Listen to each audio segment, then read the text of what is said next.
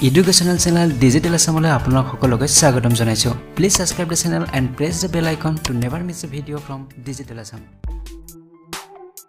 নমস্কাৰ আজি ভিডিওটিত আমি আলোচনা কৰিম 4 জানুৱাৰীৰ কেইটামান ইম্পৰ্টেন্ট কাৰেন্ট এফেয়াৰ্স যদি আপোনালোকে আগৰ ডেইলি কাৰেন্ট এফেয়াৰ্স সমূহ চোৱা নাই তেনেহলে লিংক ডেসক্ৰিপচন বক্সত দিয়া আছে তাত গৈ আপোনালোকে চাব পাৰিব নাইবা ওপৰত থকা আই বটনটোত প্ৰেছ কৰি আপোনালোকে এই ভিডিওসমূহ চাব পাৰিব আৰু এই কাৰেন্ট এফেয়াৰ্স সমূহৰ পিডিএফ ফাইলও আপোনালোকে ডাউনলোড কৰিব পাৰে লিংক ডেসক্ৰিপচন বক্সত দিয়া আছে তাত গৈ আপোনালোকে পিডিএফ ফাইলটো ডাউনলোড কৰিব পাৰিব এতিয়া আৰম্ভ কৰিছো আজিৰ ভিডিওতে বিজয়া বেংক এণ্ড দেনা bank will merge with which of the following bank তলত 4টা বেংকৰ নাম দিয়া হৈছে আৰু এই 4টা বেংকৰ ভিতৰত এটা বেংকৰ লগত বিজয়া বেংক আৰু দেনা বেংক মাৰ্জ কৰিছে তেওঁলোকে লগ হৈছে এটা কোনটো বেংকৰ লগত মাৰ্জ কৰা হৈছে হেতু হল প্ৰশ্ন গতিকে ইয়াত 4টা অপচন আছে HDFC bank of Baroda Axis bank আৰু Canara bank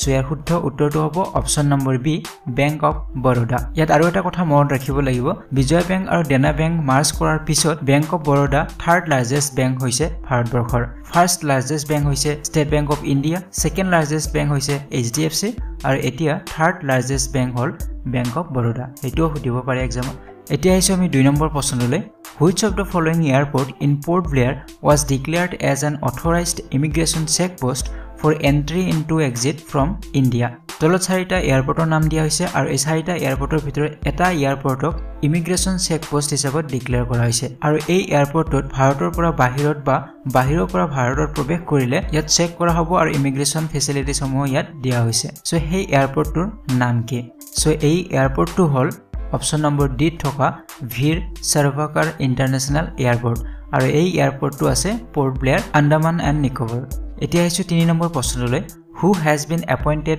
as the secretary of competition commission of india recently ভাৰতীয় প্ৰতিযোগিতা আয়োগৰ সেক্ৰেটাৰী নিয়োগ কৰা হৈছে তেখেতৰ নাম কি ইয়াত 4টা অপচন দিয়া হৈছে প্ৰমোদ কুমাৰ সিং ধৰম সিং পিকে সিং আৰু বিক্ৰম সিং ইয়াৰ শুদ্ধ উত্তৰটো হ'ব অপচন নম্বৰ এ প্ৰমোদ কুমাৰ সিং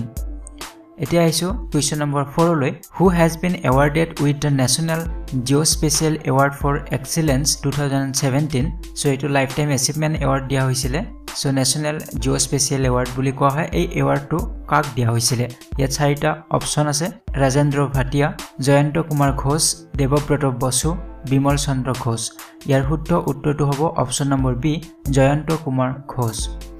এতিয়া আহিছো কোৱেশ্চন নম্বৰ 5 লৈ who has been appointed as the new chief justice of pakistan যে পাকিস্তানত নতুনকে মুখ্য ন্যায়াধীশ নিয়োগ কৰা হৈছে সেই মুখ্য ন্যায়াধীশজনৰ নাম কি তলত অপচন দিয়া হৈছে ইয়াৰ শুদ্ধ উত্তৰটো হ'ব অপচন নম্বৰ এ জাস্টিস আসিফ সাইদ খোসা এতিয়া আহিছো কোৱেশ্চন নম্বৰ 6 লৈ which of the following has been the country's largest asset management company এই প্ৰশ্নত সুধিছে যে ভাৰতবৰ্ষৰ সকলোতকৈ ডাঙৰ সম্পদ ব্যৱস্থাপনা কৰা কোম্পানীটোৰ নাম কি ইয়াত 4টা অপচন দিয়া হৈছে আৰু অপচন কিটাত আছে SBI mutual fund HDFC mutual fund ICICI Prudential Mutual Fund আৰু Reliance Mutual Fund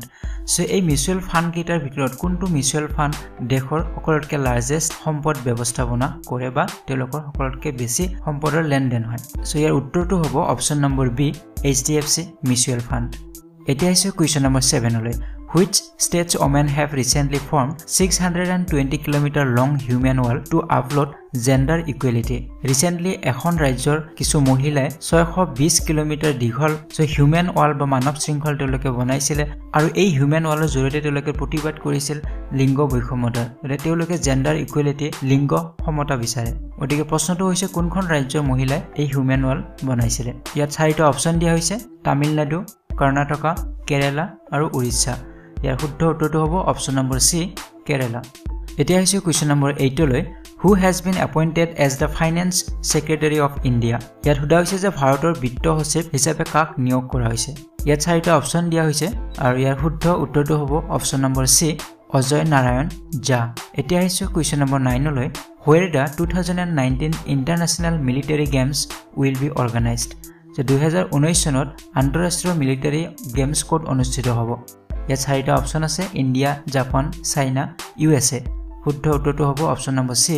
চাইনা এতিয়া আহিছো আমাৰ আজিৰ সিৰিজটোৰ শেষৰটি প্ৰশ্ন কোৱেশ্চন নম্বৰ 10 লৈ how many projects have been approved by the Haryana government for rejuvenation of the Saraswati river Haryana চৰকাৰে সৰস্বতী নদীক পুনৰুজ্জীৱিত কৰাৰ বাবে কিমানটা প্ৰকল্প হাতত লৈছিল ইয়াত 4টা অপচন আছে 7টা প্ৰকল্প 9টা প্ৰকল্প 11টা আৰু 12টা ইয়াৰ শুদ্ধ উত্তৰটো হ'ব অপচন নম্বৰ সি 11টা সো फ्रेंड्स 4 জানুৱাৰীৰ ইম্পৰ্টেন্ট কাৰেন্ট এফেয়াৰ্স একেটাই আছিল যদি আপোনালোকৰ লগত কিবা ৰিসেন্ট কাৰেন্ট এফেয়াৰ্স থাকে তেনহলে আপোনালোকে কমেন্ট বক্সত কমেন্ট কৰিব পাৰে যদি ভিডিওটি ভাল পাইছে তেনহলে লাইক আৰু শেয়াৰ কৰিবলৈ নাপাহৰিব আৰু আমাৰ চেনেলটো সাবস্ক্ৰাইব কৰিবলৈ একেবাৰে নাপাহৰিব পৰৱৰ্তী ভিডিঅত পুনৰ লগ পোৱাৰ আশাৰে আজিলৈ বিদায় লৈছো ধন্যবাদ